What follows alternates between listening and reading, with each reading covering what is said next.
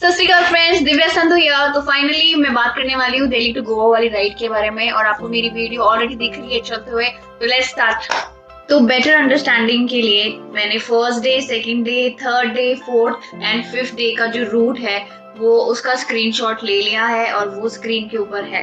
तो मैंने ये जो रूट लिया था वो डे 1 चित्तौड़गढ़ के लिए दिल्ली से, वो मैं गई थी टोंक से होते हुए।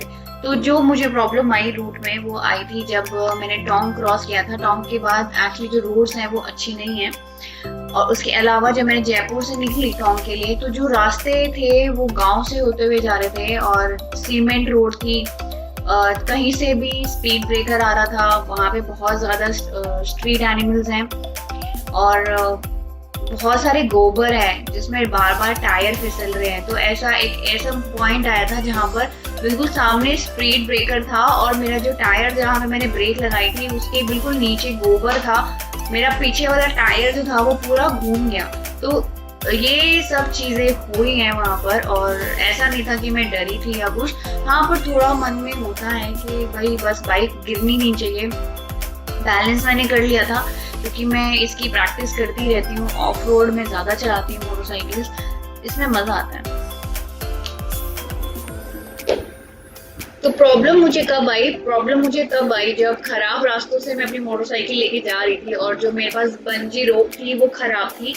खराब क्या थी, वो मैंने नई ही खरीदी थी मार्केट से, जस्ट 2 दिन पहले मैं लेकर आई थी। लेकिन जब मैंने उसको यूज करना शुरू किया वो बार बार टूट रही थी और उसके अंदर से रबर्स निकल रहे थे, क्योंकि मैं जिन रास्तों के ऊपर से उससे ले जा रही थी वो हिल रहा था। मेरा पूरा लगेज हिल गया था, मेरा बाइक हिल गया था और मुझे बार बार रास्ते में रुकना पड़ रहा था अपनी मोटरसाइकिल को मारने के लिए, क्योंकि उससे बैलेंस बहुत खराब हो रहा था। वो एक साइड टिल्ट हो रहा था, सारा का सारा लगेज और मेरा बैलेंस भी वहीं जा रहा था।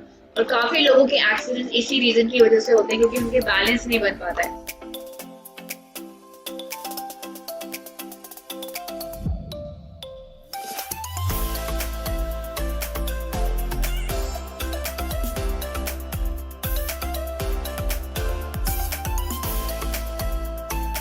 तो मेरा जो डे 2 था वो मेरा था इंदौर के लिए। तो जब मैं चित्तौड़गढ़ से निकली इंदौर के लिए, वो तो जबरदस्त, मतलब खतरनाक राइड थी। क्योंकि जब मैं निकली चित्तौड़गढ़, जैसे ही मैंने राजस्थान क्रॉस किया है एमपी में, एक रोड ऐसी नहीं थी, एक सिंगल रोड ऐसी मुझे नहीं मिली जहाँ पे पाथ होल्स ना हो। इतने गड्ढे, इतनी खराब रोड, मतलब मेरा जो स्पीड था वो 40 to 50, इससे ऊपर जा ही नहीं रहा था।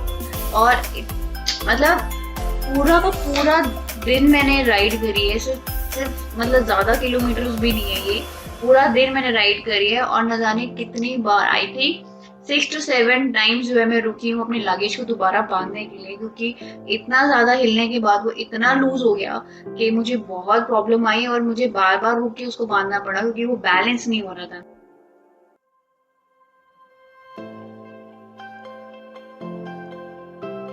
तो जैसे तैसे मेरा पहला दिन गया, सेकंड डे गया, और सेकंड डे जो मैंने चीज नोटिस करी, इंदौर आते हुए लोग हेलमेट नहीं पहनते हैं। प्लीज नोट दैट, लोग हेलमेट नहीं पहनते। चाहे 2 लोग हो चाहे 3 लोग हो मोटरसाइकिल के ऊपर, कोई भी हेलमेट नहीं पहनता है और कोई भी कैसे भी चलाता है। दिल्ली से भी बुरा हाल है वहां पे। तो उसके बाद मैं इंदौर के बॉर्डर के ऊपर थर्ड डे इंदौर क्रॉस कर मैं वेट कर रही थी एक्चुअली ज्ञानदीप सर का, क्योंकि हम लोगों ने वहां से एक राइड करनी थी उनके साथ। उसके अलावा फिर मेरे GoPro की बैटरी चली गई थी। मेरे पास बिल्कुल एक बैटरी बैकअप नहीं था, मेरे पास पावर बैंक नहीं था, और मैं कुछ खास खैर डे 4 का रिकॉर्ड नहीं कर सकी। इवन थर्ड डे का भी मैं कुछ खास रिकॉर्ड, कुछ भी एक्चुअली रिकॉर्ड नहीं हुआ है, सिर्फ हाईवे ही रिकॉर्ड हुआ है और कुछ भी नहीं हुआ है क्योंकि बैटरी जा चुकी थी। तो फाइनली पुणे पहुंचे हम लोग, बहुत देर हो चुकी थी। लेट इसलिए हो गया था क्योंकि जो मेरा फेलो राइडर है, जो मेरा फ्रेंड है अपाचे के ऊपर, उसका एक छोटा सा रोड एक्सीडेंट हो गया। उसकी वीडियो में डालूंगी, उसकी पोस्ट में डालूंगी नेक्स्ट वीडियो के अंदर। लेकिन हम लोग बहुत लेट पहुंचे थे पुणे और मेरा कजिन ऑलरेडी मेरा वेट कर रहा था वहाँ पे। तो मैंने सोचा एक बिल्कुल जहाँ पे मैं गई वहाँ रॉयल एनफील्ड का शोरूम था, तो मैंने सोचा एक मैकेनिक को दिखा देती हूँ अपनी मोटरसाइकिल क्विकली। लेकिन माय बैड, वहाँ पे मैकेनिक मुझे नहीं मिला और मुझे ऐसे ही राइड अपनी आगे करनी। Finally coastal ride. मुझे इससे पहले पता नहीं था कि कोस्टल राइड किस तरह की होती है और वहाँ पे एक्सपीरियंस किस तरह का होता है, और मुझे मजा आ गया। मतलब क्या राइड थी। हालांकि मैं कुछ रिकॉर्ड नहीं कर पाई, कुछ फोटोग्राफ्स नहीं ले पाई, क्योंकि राइड इतनी ज्यादा थी कि मैं बहुत ज्यादा थक भी गई थी। मैंने ना अपना गोप्रो चार्ज किया, ना मैं अपना टेलीफोन चार्ज कर पाई, कुछ नहीं हो पाया। लेकिन हाँ, ये जरूर है कि मेरा मूड बहुत ज्यादा खराब हो चुका था, क्योंकि जितने दिन भी मैंने राइड करी है, हम लोगों ने राइड शुरू करी है कुछ 8 बजे सुबह के, और मैं ऑलरेडी रेडी हो जाती थी बार बार, लेकिन जो मेरा राइडिंग पार्टनर था उसको वो अपनी नींद कंप्लीट करने के बाद आराम से सो के उठा था। तो आई नो कि ऑफ कोर्स आप लोग भी मानोगे ये चीज कि अगर आपकी राइड लेट शुरू होती है तो आप लेट ही पहुंचते हो और आप कुछ भी एक्सप्लोर नहीं कर पाते हो।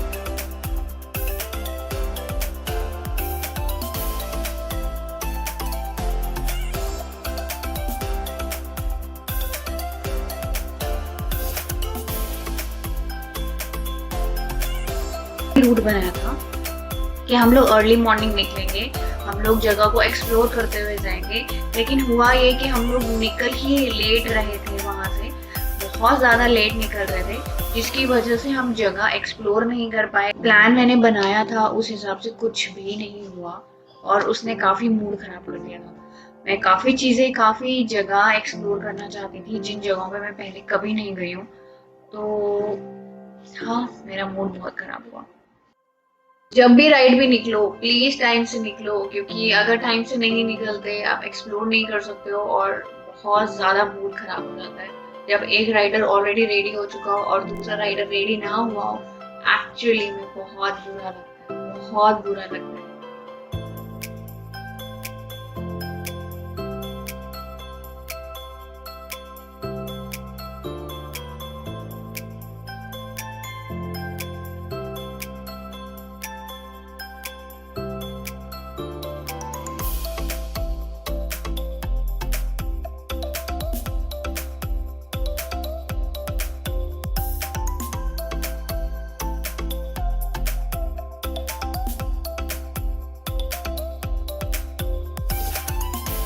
तो फाइनली मैं अपनी राइड के लिए निकली, रेडी हुई, और मूड तो ऑलरेडी खराब हो ही चुका था मेरा, पर फिर मैंने सोचा कि अब क्या कर सकते हैं, तबीयत भी खराब है, मुझे बुखार भी चढ़ चुका था।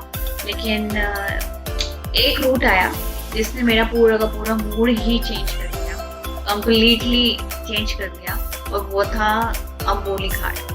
जब मैंने उस रूट पे राइड करी तो पहले तो मुझे ये हुआ कि ये खत्म ही नहीं हो रहा है रूट। माता का मंदिर आता है वहां से, वहां पे एक नदी भी बह रही है, और जब वहां से हम लोग निकले हैं, जो रूट आया है, जो कैंची कट्स आ रहे थे जंगल के आसपास, इधर भी जंगल इधर भी जंगल, हम नीचे उतर रहे हैं और ऑफ रोड आना शुरू हो गया था। फिर पुराना ओल्ड गोवा शुरू हो गया, पुराने घर देखे मैंने ऐसे, जो मैंने सिर्फ टीवीज में देखे हैं या मैंने ज्यादातर मूवीज में ही देखे हैं।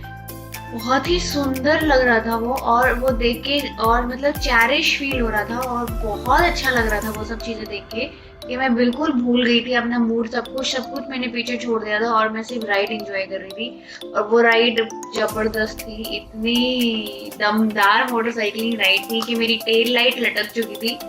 मेरी मोटर, जो लोग मुझे इंस्टाग्राम पे फॉलो कर रहे हैं उन्होंने ये राइड मेरी कंप्लीटली देखी है, कि जब मैं गोवा पहुंची तो मेरी मोटरसाइकिल्स की टेल लाइट, हेडलाइट सब नीचे आ चुकी थी। इवन जो मेरी मोटरसाइकिलिंग का लॉक था नीचे का, हैंडल लॉक, वो लॉक तक बाहर निकल चुका था।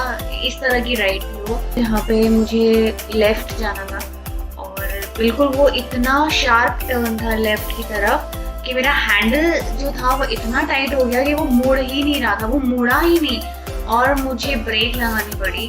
और अगर मैं ब्रेक नहीं लगाती, मैं बिल्कुल सीधा जाती नीचे जंगलों के अंदर, तो पता नहीं कहाँ ही जाती। तो यस, जबरदस्त था वो। मतलब ग्रेविटी है, फोर्स है, वो नीचे गिराएगा ही गिराएगा।